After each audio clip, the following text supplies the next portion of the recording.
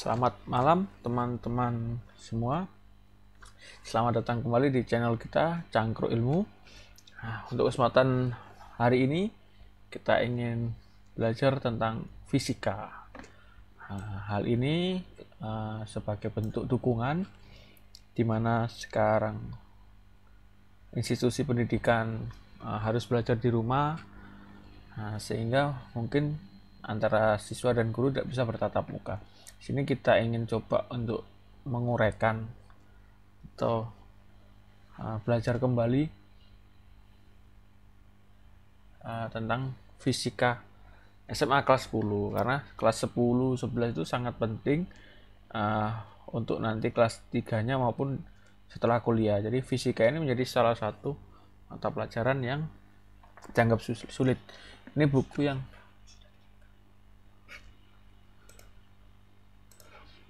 buku yang kami pakai dari Bapak Joko Sumarsono, Fisika untuk SMA dan MA kelas 10, BSE atau buku sekolah elektronik.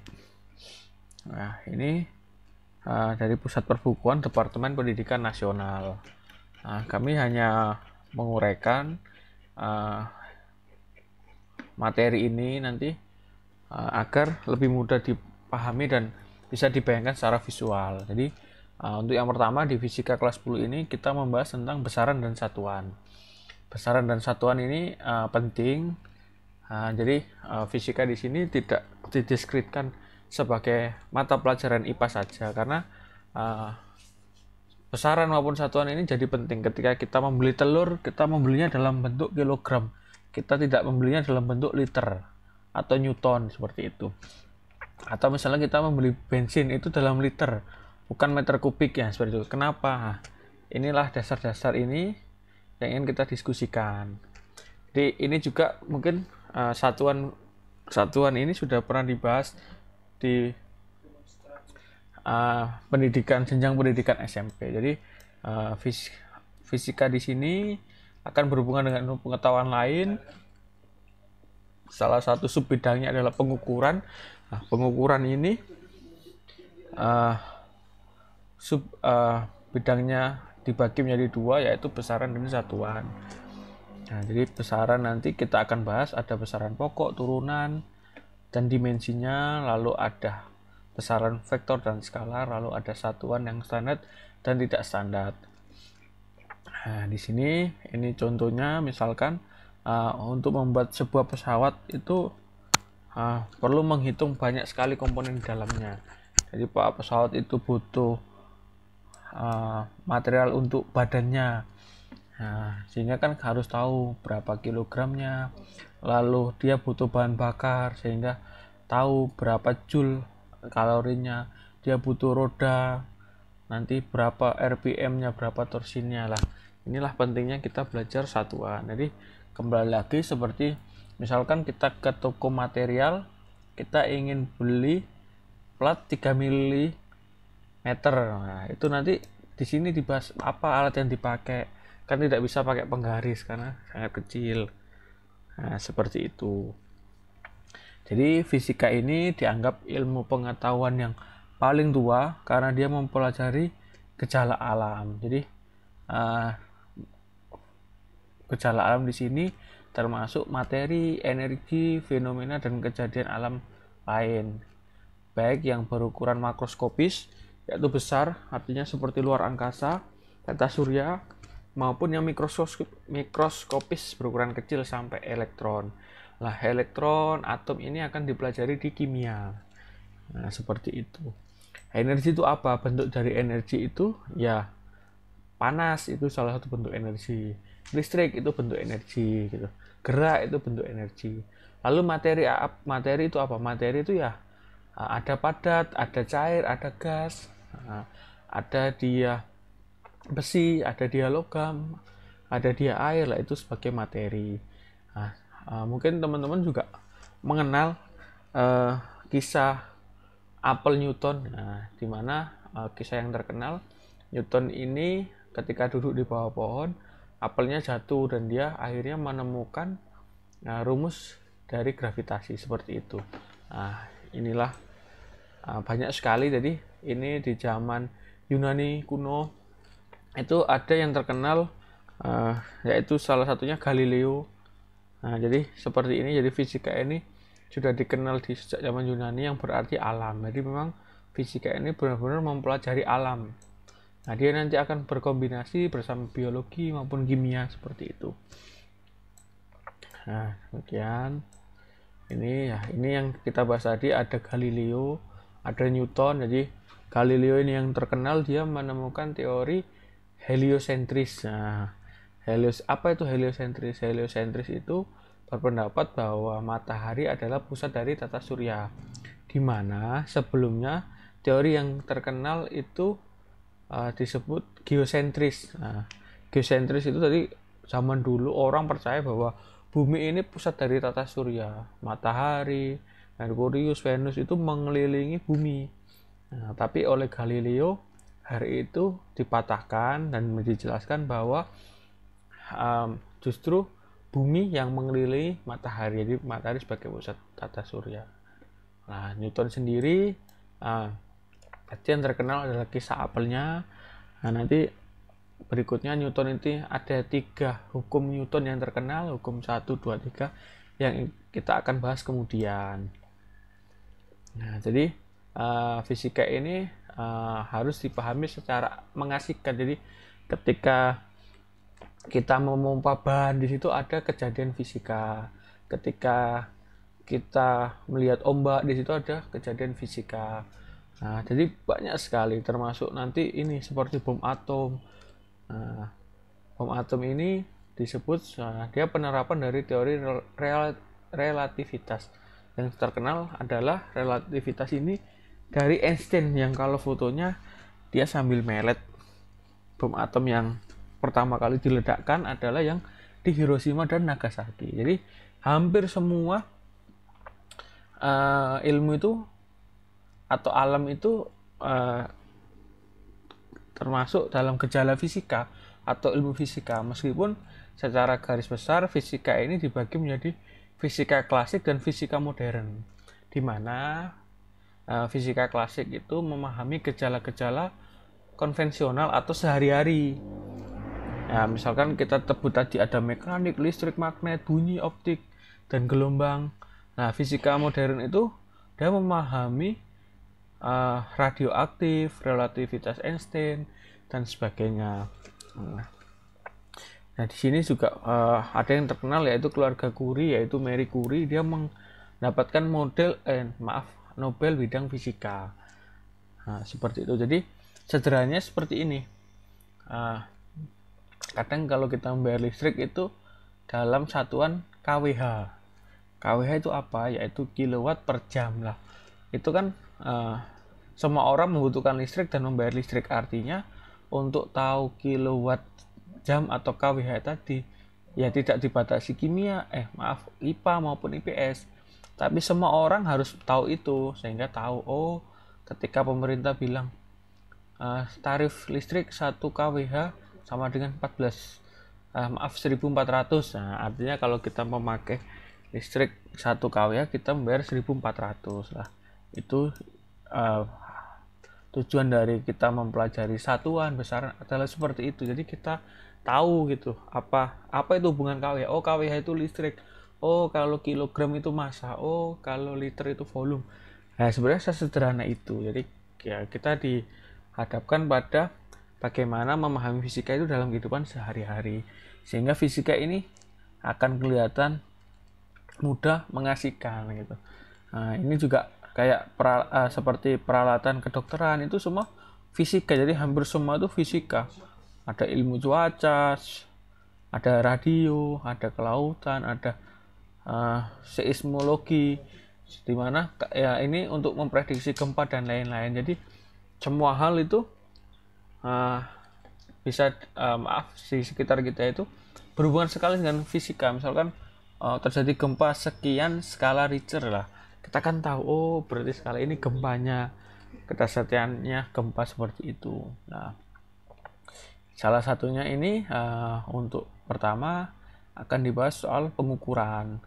Pengukuran ini ya kita mengukur, yang paling gampang adalah pakai meteran. Nah, seperti itu. Nah, di sini contohnya seperti itu. Jadi contoh panjangnya 4 meter, volume 10 cm kubik dan suhu 15 derajat Celcius, maka 4 meter ini dipahami sebagai panjang, 10 cm kubik ini sebagai volume, 15 derajat Celcius sebagai suhu. Nah, sehingga nanti alat yang dipakai ini disebut alat ukur seperti itu.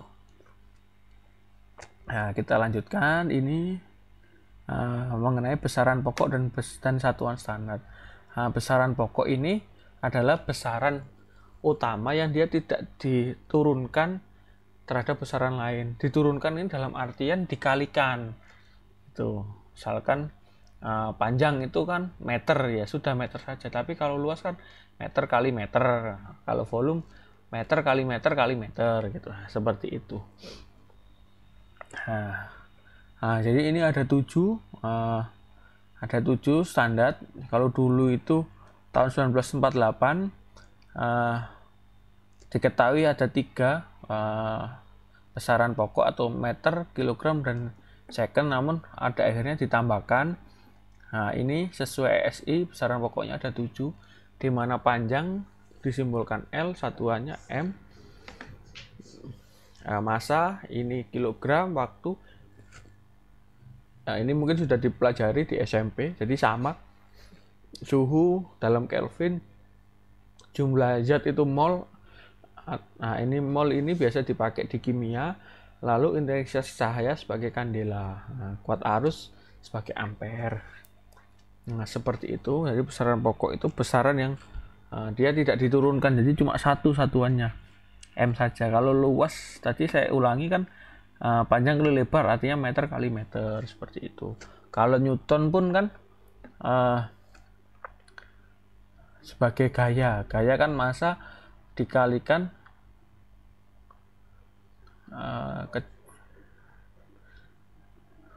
massa dikalikan percepatan, atau kilogram dikalikan meter dibagi detik kuadrat, seperti itu. Nah, itu berarti kan besaran turunan, bukan besaran pokok.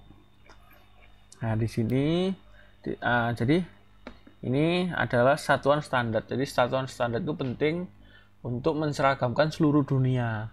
Jadi mungkin zaman dulu itu orang bilang 1 kilo itu setumpuk kapas. Nah, setumpuk ini kan antara satu tempat dan tempat lain beda. Ada lagi yang bilang 1 kilo itu segebok kayu lah. Itu kan akan menyulitkan. Itulah kenapa dibuat standar seluruh dunia. Nah, di sini yang dipakai adalah ini.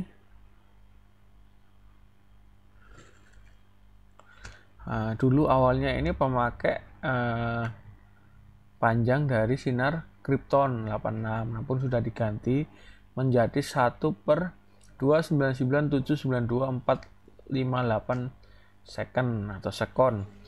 Nah, jadi kalau kita tahu panjang kecepatan cahaya itu kan 3 kali 10 pangkat 8 meter. Nah, sebenarnya itu dibagi saja.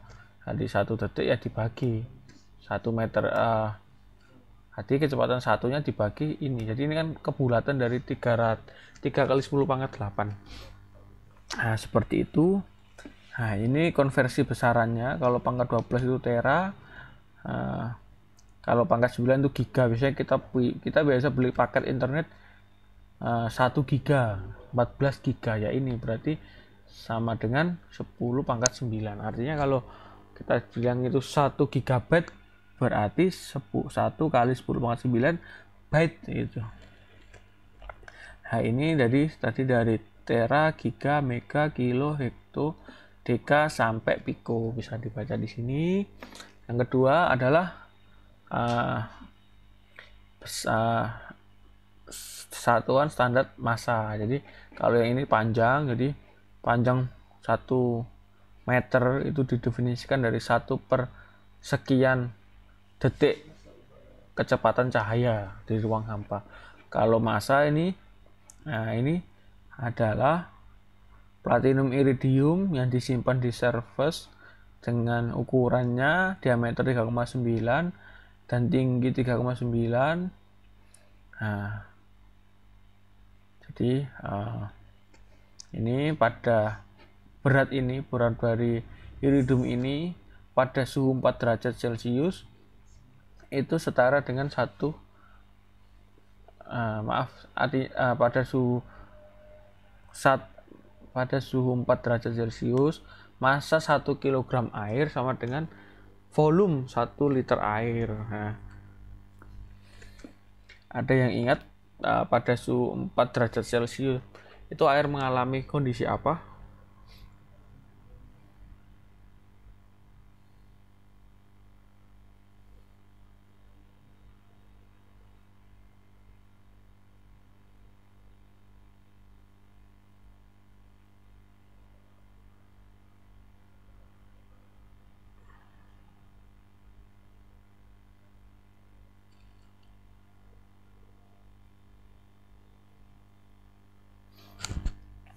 Ada yang ingat?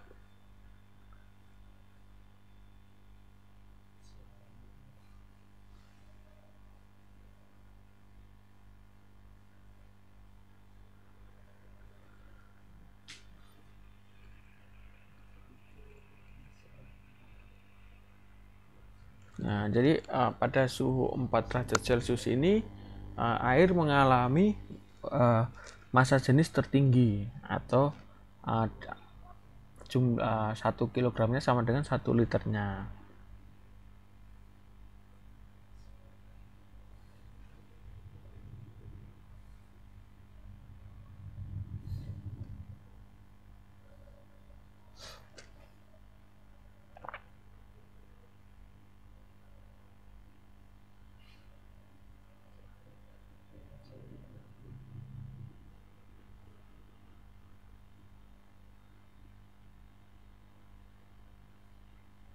Nah, kita lanjutkan. Nah, ini juga sama untuk satuan waktu.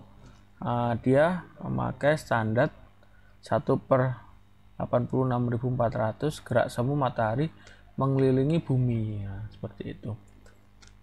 Nah, jadi ini bergerak. Jadi standarnya dulu pakai atom cesium, sekarang pakai pergerakan matahari.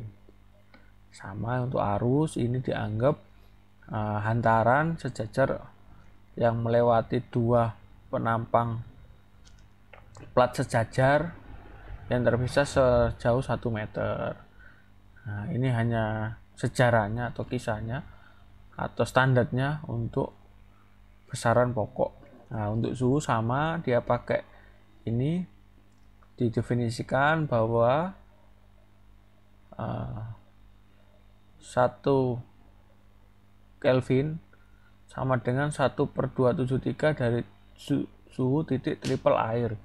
Titik triple ini adalah titik di mana air itu mengalami 3 fase. Jadi dia ada yang gas, ada cair, ada padatnya. Padat ini dalam arti ini es. Nah, ini nanti kalau kuliah akan dipelajari. Nah, jadi titik ini kalau diukur itu berada pada suhu 273,16 Kelvin dan tekanan 611,2 Pascal.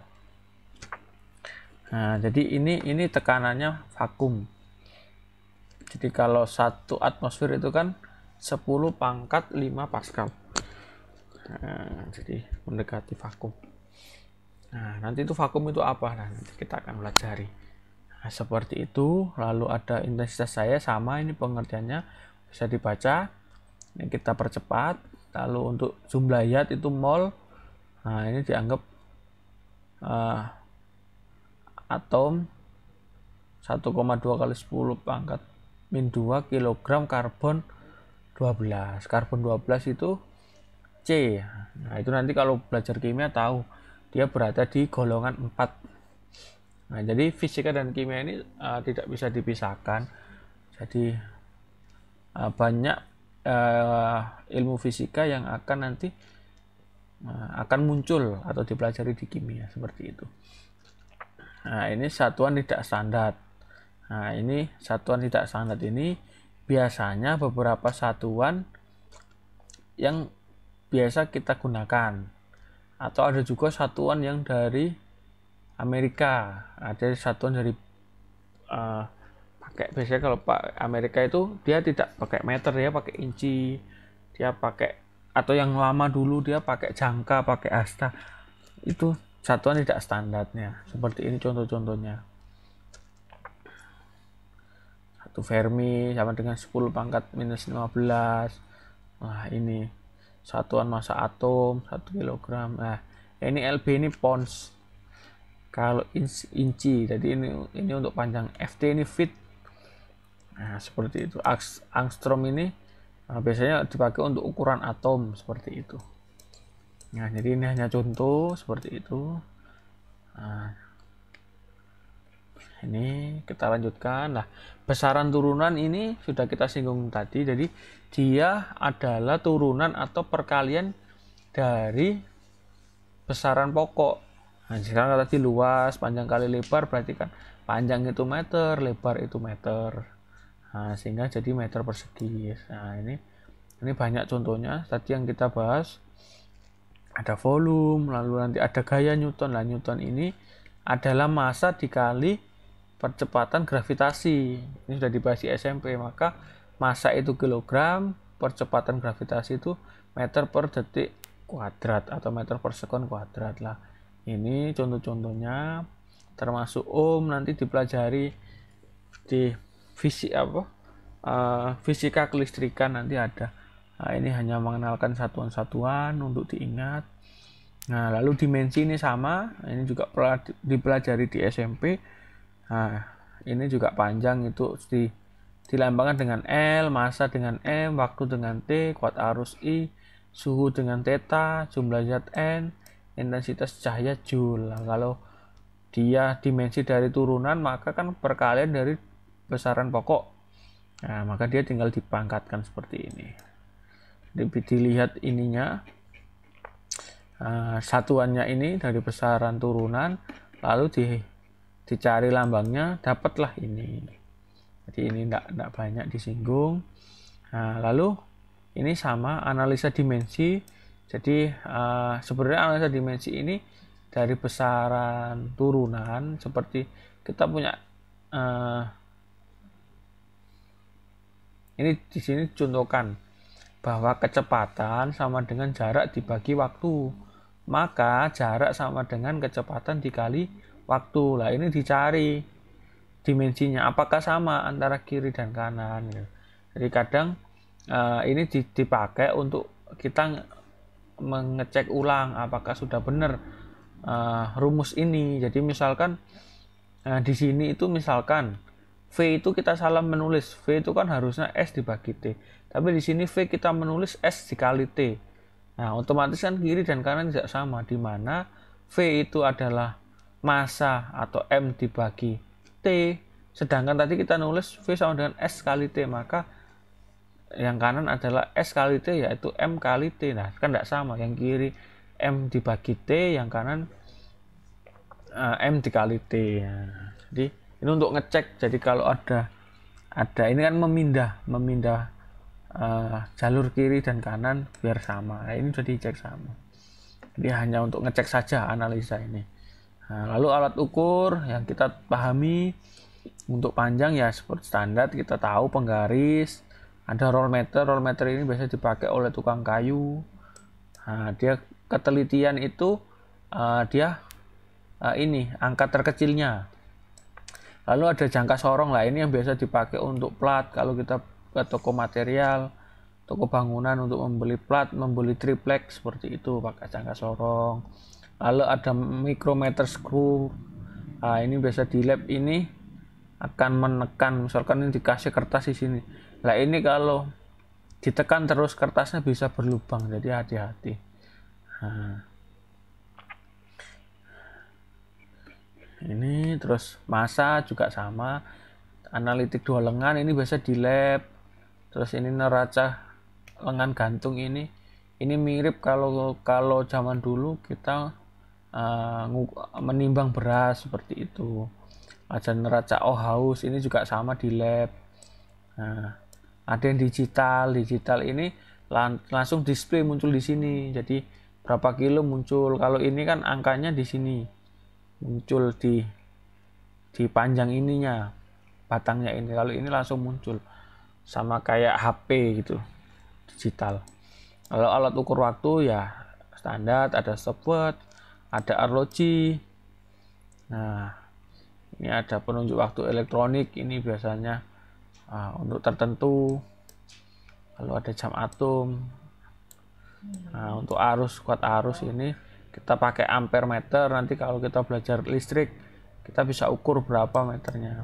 Lalu suhu kita pakai termometer. Termometer ini banyak, ada termometer suhu, ada suhu badan maksud kami, ada termometer lab. Nah, tapi sekarang bahkan ada yang, kalau karena sekarang kondisi pandemi, dia ditembak kayak laser. Nah, itu juga alat ukur suhu. Nah, biasanya kadang kita misalkan kayak suhu badan itu maksimal suhunya dia cuma 41 42 lah. Itu kan nggak bisa untuk mengukur panas air gitu. Nah, itu makanya skala ini, angka ini itu menunjukkan fungsinya seperti itu. Nah, ini besaran vektor itu besaran yang memiliki arah. Nah, jadi dia dianggap sebagai X dan Y-nya. Ini akan dipelajari nanti. Ini enggak susah. Jadi ini kayak kita itu ke Surabaya kan habis 50 liter bensin. Nah, 50 liter bensin itu nanti dianggap berapa newton atau berapa joule. Nah, dia arahnya kemana? Itu kan Surabaya berarti ke timur lah, seperti itu ya, mirip seperti itu. Jadi sekian joule ke timur, sekian joule ke barat, seperti itu. Jadi dia punya arah, disimbolkan sebagai X dan Y. Nah, jadi kalau dia di titik ini, misalkan ini X-nya 1, Y-nya 1, maka titik ini disebut 1,1. Kalau X-nya ini 2, Y-nya 1, maka titik ini disebut 2,1 lah, seperti itu. Nanti perkaliannya ada perkalian dot dan lain-lain, nanti akan dipelajari lebih lanjut. Tapi ini intinya dia punya arah, disimbolkan. Nah, bahkan mungkin ada yang 3 dimensi X, Y, Z. Nah, nanti itu seperti kubus. Kalau yang ini X dan Y ini seperti persegi atau persegi panjang. Nah, nanti jadi ini sebenarnya kayak seperti menunjukkan posisi gitu. Jadi kalau ini ke mana timur laut, maka kan dia jarak berapa dari sini, sama jarak berapa dari timur dan jarak berapa dari utara lah, itulah itu contohnya. Ini tidak susah, tidak sulit. Nah, nanti tinggal dilihat angkanya. Penjumlahan dari besaran vektor. Nah, karena dia itu dia harus punya arah, maka jika A ini 2, B ini A ke kanan 2, B ke kanan 2, maka R sama dengan A tambah B atau 5. Nah,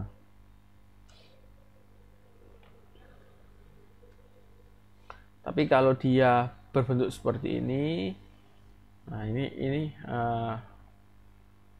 layang-layang atau trapesium. Nah, dia pakai rumus seperti ini karena dia kan A vektor itu kayak mungkin titik tengah lah, titik tengah dari dua arah. Kalau ini kan jelas ke kanan ya dia ke kanan semua. Kalau ini kan ke kanan, ini ke atas. Nah, maka titik tengah inilah.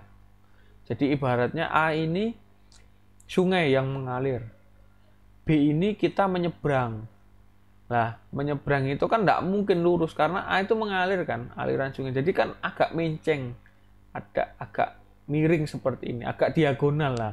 Itulah yang itulah dianggap itu penjumlahan vektor dua arah itu. Jadi kalau sungainya kecepatan ke kanan itu 4 meter, kita menyeberang dengan perahu 4 meter persegi, 4 meter per detik kecepatan ya, kecepatan sungai tadi 4 meter per detik, sedangkan kita nyebrang dengan 5 meter per detik. Nah, kita kan kecepatan itu kan ada dua, kita menyeberangnya sebagai B dan A sungainya, maka itu kan dianggap ada titik tengah karena kan arahnya tidak sama. Nah, arah tidak sama inilah disebut seperti ini rumusnya. R kuadrat sama dengan A kuadrat plus B kuadrat ditambah 2 AB cos A. Nah, ini kan sebenarnya kalau kita lirik Kita lihat kembali, ini seperti rumus Pitagoras. Nah, gimana 2AB cos A ini mewakili ini sisinya, mewakili sudut-sudutnya.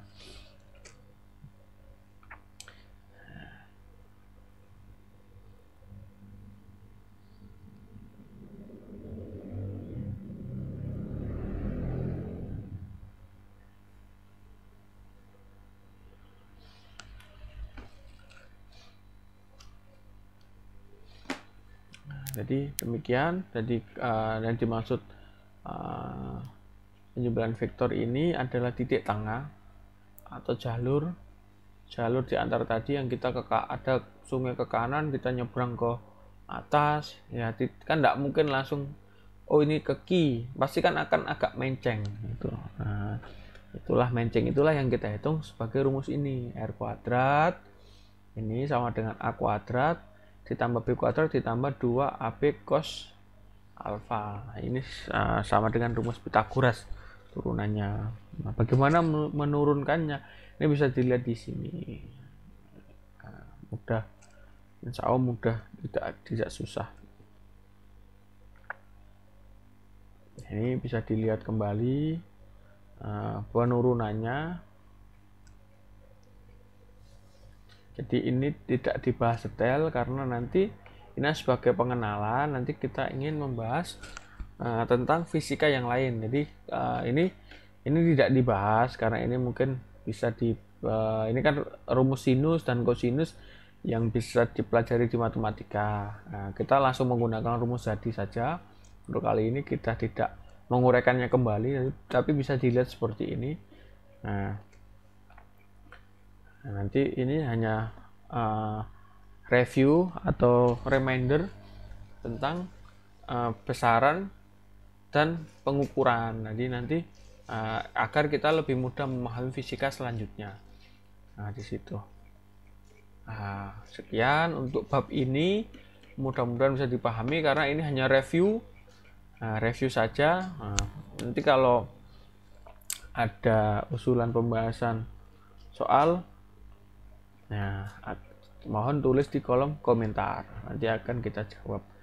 Selanjutnya kita akan belajar untuk mulai belajar fisika. Nanti kita akan membahas gerak lurus, gerak melingkar, hukum Newton, alat optik, suhu, kalor, listrik, dan gelombang elektromagnetik. Kita mudah-mudahan akan selesai untuk seluruh bab ini.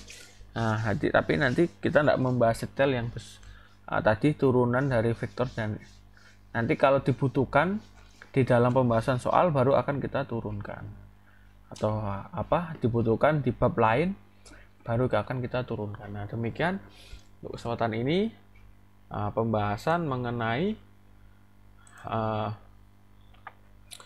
besaran dan satuan. Silakan like, komen, dan subscribe. Ikhlas subscribe Anda halal bagi kami. Saya nonton